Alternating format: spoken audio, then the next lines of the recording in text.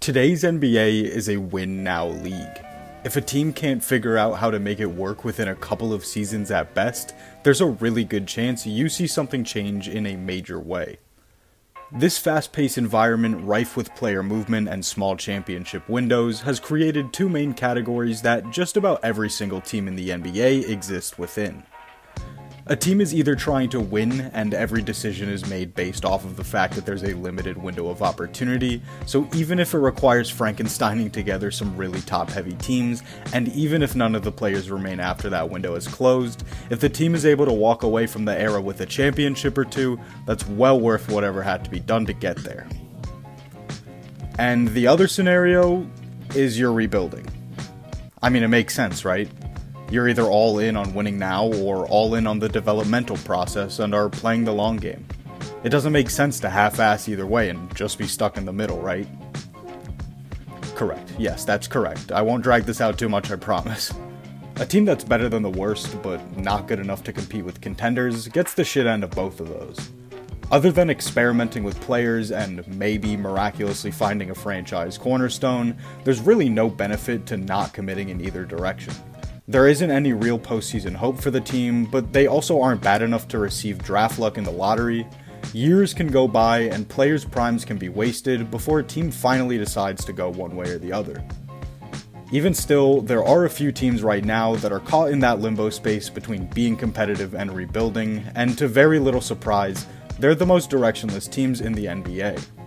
In this video, I want to talk about just one of them, that being the Chicago Bulls, who have easily become one of the most frustrating teams in the league to watch.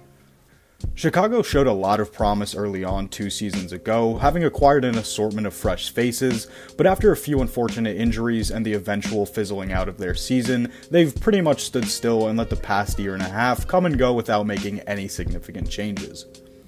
Setting aside the lack of action from the front office, there are two main things plaguing the Bulls.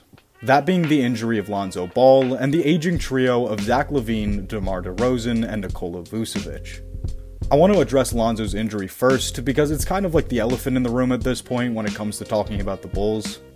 To put things simply, this man was forsaken by the basketball gods.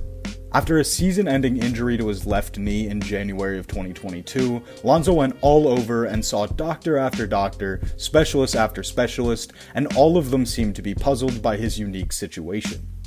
After 2 surgeries, Lonzo was slated to make a return sometime during last season, but after it continued to be delayed, he was eventually shut down altogether.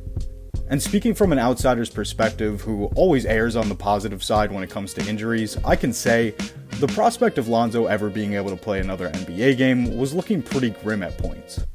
But after finding out what was wrong, I guess, and a 3rd surgery in a little over a year, this time a cartilage transplant, the road to Lonzo's return, while long, seems to be the path we're finally on. He's set to miss the entirety of this upcoming season, and that brings me back to the present-day Bulls. Lonzo's play was one of the biggest reasons Chicago got off to a hot start in the 2021-22 season and remained the #1 seed in the East several months in.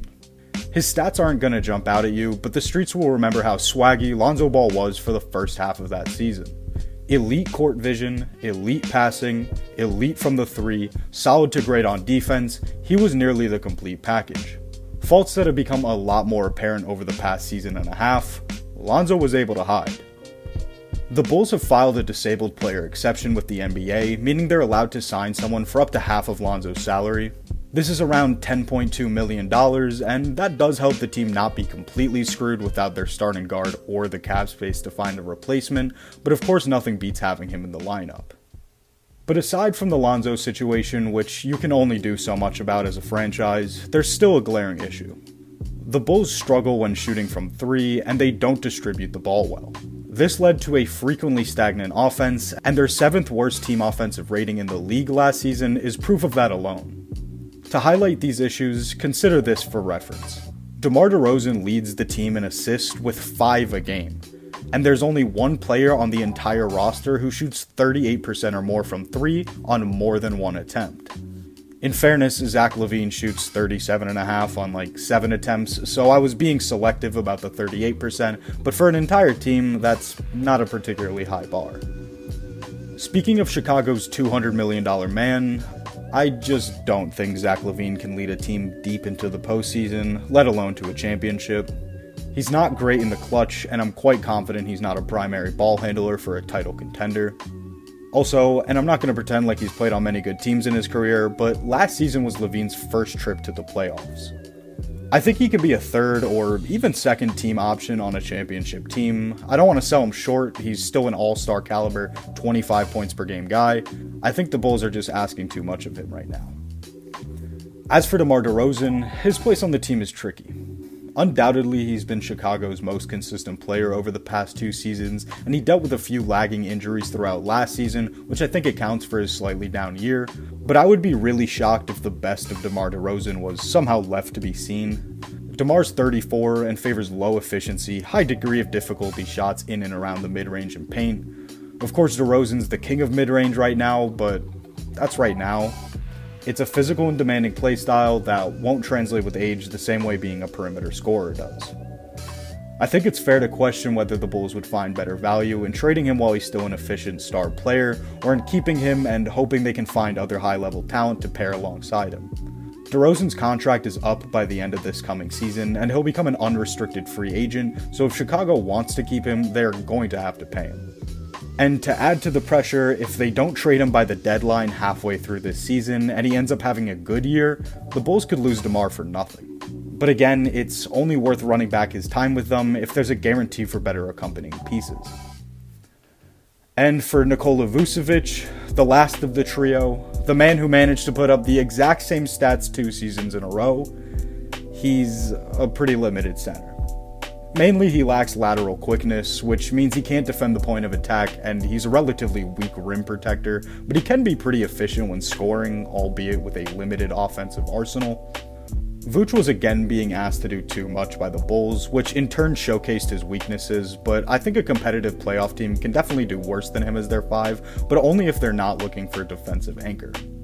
I think Vucevic is easily the most expendable of the 3 due to his lack of versatility. If the team doesn't have great defenders, he'll get exposed, and even if they do, his struggles on offense, like failing to get to the line or secure offensive rebounds, will almost ensure the Bulls never make it very far. And at almost 33, Vooch is unfortunately just not going to get any better, and his weaknesses will only become more apparent. As for the rest of the Bulls roster, it's a pretty mediocre cast of supporting players. I don't want to put it all on them, because it's their job to support the star players by filling a specific role, and when the stars don't exactly fill their roles right, it's hard to ask the same of role players. It's very possible this cast of supporting characters stand out much more when assisting different star players with different skill sets, but as for the current configuration of this team, they aren't helping much. I do want to give them their props defensively in helping the Bulls get the 5th best team rating last season, but the only one that really stands out to me is Alex Caruso, who's one of the best defensive guards in the NBA, and whose absence from half of the 21-22 season is also a big part of the Bulls' downfall. But again, aside from that, Kobe White doesn't really do anything for me. Patrick Williams is very young and the team's best 3-point shooter, so that's something certainly. But in the 3 seasons he's been in the league, he hasn't really grown at all, and I find myself just waiting to see the potential I keep hearing about get fulfilled. Ayo Dosunmu has similarly only played 2 seasons, but hasn't really shown a ton of potential outside of a good defensive piece. And there's just not really much else worth talking about. There's a few more young guys and a few more vets, but nothing that raises the floor or ceiling of this team. In my opinion, they tried, but the Bulls never put together enough, even when everyone was healthy. I think they should look to offload their star players sooner rather than later, especially DeRozan, who, as I mentioned, could walk next summer as a free agent. I don't see any signing or trade moving the needle for this team. There's just not enough star power or the right pieces around to seriously compete. I could see Chicago trading some combination of their stars, plus some extra stuff, to whatever team lands a high pick in next year's draft, and then trying something new. It doesn't appear to be a super strong draft class, so I'm sure whatever team got it wouldn't try to safeguard it like it was the Wembanyama golden ticket. The Bulls have some really good pieces on their roster, and they could get a hell of a lot of value for them if they play their cards right and don't wait too long. But whatever it is they end up doing, I think it's time for Chicago to hit restart. Alright. That's all I've got to say for this one. I hope you enjoyed the video, and I hope you appreciate me making this one solely about the Bulls, instead of my original plan, which was to talk about all of these limbo state teams in one. That idea quickly went out the window when I got about 5 pages deep and I was barely halfway through talking about the second team. That being said, I'm gonna keep this as a little mini-series, sort of, and talk about each of the teams I think fit this label in their own video. I hope that sounds good, and I hope if there were any Bulls fans watching this video that you didn't find your 13th reason. I know it's been tough for you lot to watch this team do nothing for a while, but hopefully the pain can be over soon and you all can look forward to a new era. Anyway, that's all from me. Thank you all so much for watching. I'll be back soon, but until next time, take care.